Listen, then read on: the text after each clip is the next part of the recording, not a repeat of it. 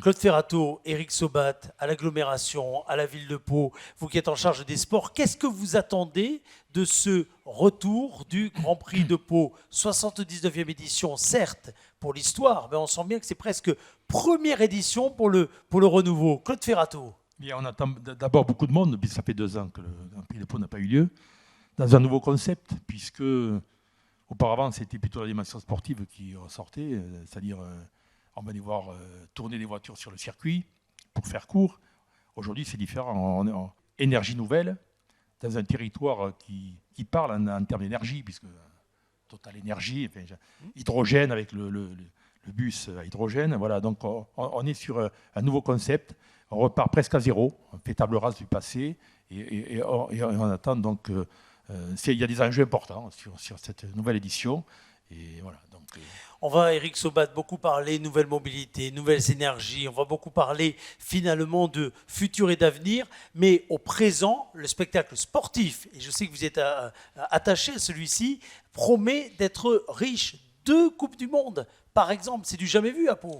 C'est du jamais vu à Pau, effectivement. Donc, et ce qui est formidable, c'est qu'on arrive à associer ces nouvelles mobilités avec une dimension internationale. La Formule 1 avait été précurseur en la matière. Aujourd'hui, Pau va l'être également.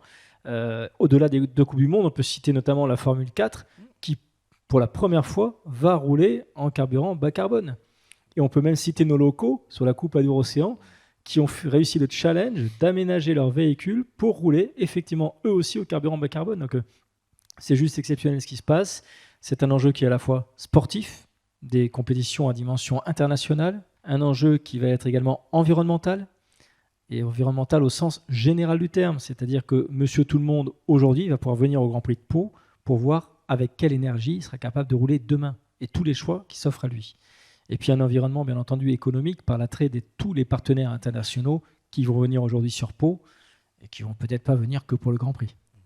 Côté pilote, également du beau monde est attendu, puisqu'on le sait, avec le championnat du monde ou la Coupe du Monde WTCR, on a des vieux routiers, mais dans le bon sens du terme, qui vont se tirer la bourre. Et puis on a également, comme le veut la tradition, ceux qui seront demain, j'en suis persuadé, au volant des principales disciplines, la Formule 1 en particulier, parce que c'est bien l'Euro Formula Open, donc les monoplaces qui serviront de support au 79e Grand Prix de Pau, comme le veut, j'ai presque envie de dire, la tradition, la légende. Pau est une ville de monoplaces. La tradition, c'est celle-là. C'est celle de Fangio, c'est celle de Clark, c'est celle d'Alesi, c'est celle de beaucoup de pilotes qui se sont succédés dans les rues de Pau. C'était la monoplace. Et tout le monde a encore en tête, en 2019, la victoire de Billy Monger, qui a eu un retentissement international dans une course pleine de rebondissements sous une pluie diluvienne. Un pilote qui a associé la tête pour le choix de ses pneumatiques au talent sur la piste. Il a su rester en place, remonter, gagner. C'était un moment fort. On va en vivre d'autres cette année.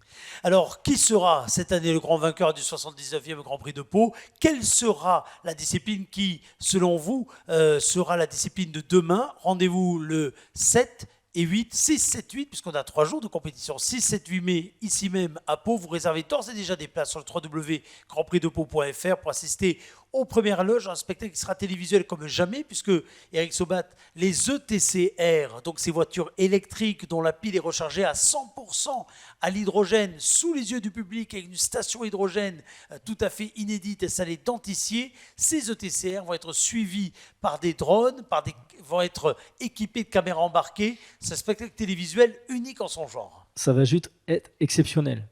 Ça va donner une impression au spectateur qui est là d'être carrément dans le cockpit de la voiture, de vivre les émotions du pilote.